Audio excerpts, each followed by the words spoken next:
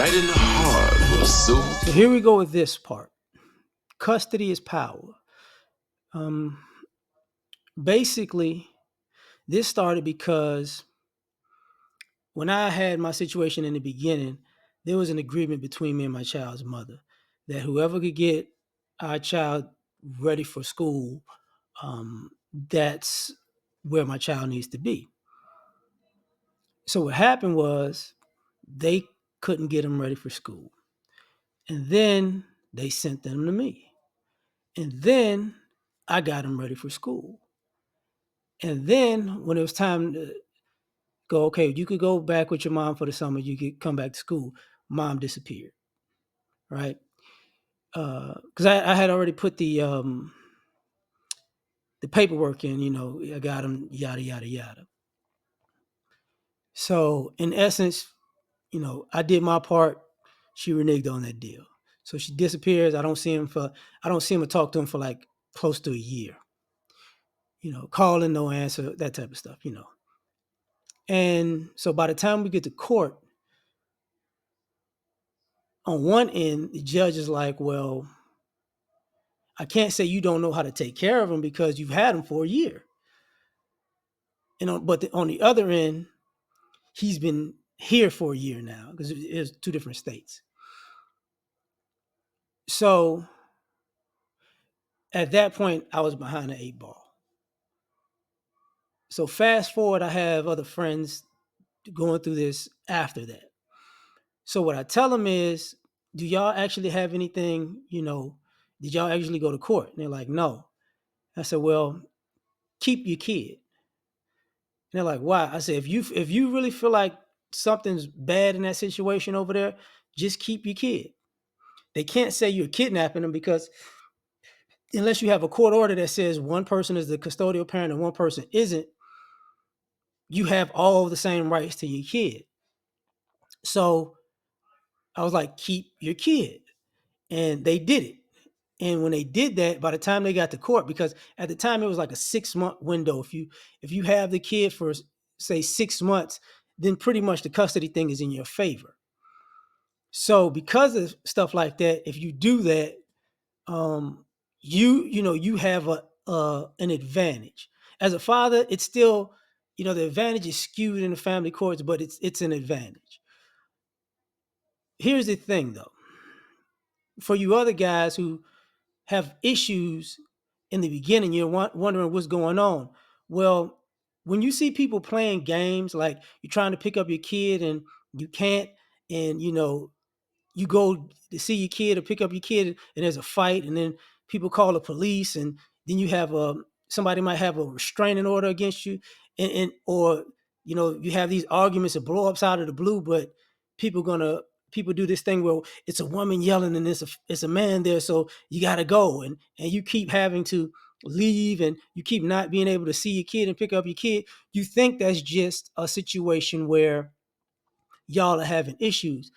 Actually, it's a ploy to give them more parenting time, so by the time you get in court, all of that stuff adds up as time, so they can say, oh, they haven't been there for this, they haven't been there for that, they weren't here for this and they weren't here for that. But they're not going to say that, oh, I called the police this time, I told him to meet me and he left. Well, not he left, but I left. He come the regular schedule is this, but I don't like that schedule, so yada yada yada. So you wind up in those situations and you're like, what is going on? And and, and like I said, you might have a young lady who leaves the city, leaves the state. So now you have that situation. Now, because they up and left a city or state, the state can say, oh, they're wrong, but now they've been in a different state for I don't know how long. So now we have to get you reacclimated with your kid, which means you're never going to get custody in that situation. You get what I'm saying? So that's why custody is power. The other thing about that is this: for some people, custody of their kid is the first power that they have. Having a kid is a responsibility as a parent, but custody is like a power over another person.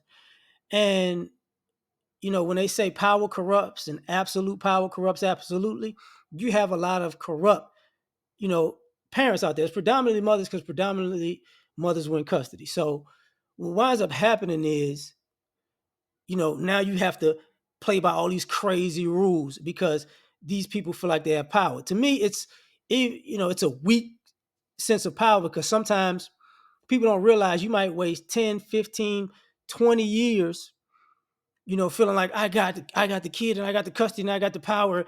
And in my opinion, people waste their life doing that.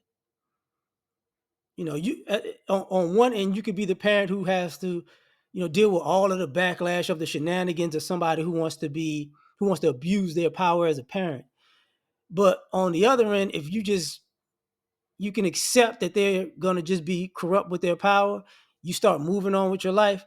Their life is going to stay stagnant because part of their life is, the power of custody. So it's like, oh, okay, whatever. So everything, like part of the kid being there and the way they act and the way they may treat the kid and the way they may treat you is all part of their, game of power. And it runs out. And then what? You're in your 30s, your 40s, your 50s, and now you're trying to figure out your life because you've actually wasted your life trying to feel powerful. So you got to understand that custody is power and it does this type of thing to people. So, and because, you have the power to corrupt the child, you have the power to inspire the child or make the child greater, and you have the power to corrupt the child and sabotage the child. So that's what custody is. And unfortunately, there's a very long leash if a mother's corrupted with power. Very long. So this is what you're going to have to take into consideration, you know. And I'm gonna get into the courts part because, the courts they're very lenient. You know, but I'm gonna get into their process. But when it comes to power, that's what I wanted to say. So we'll see each other on the next one.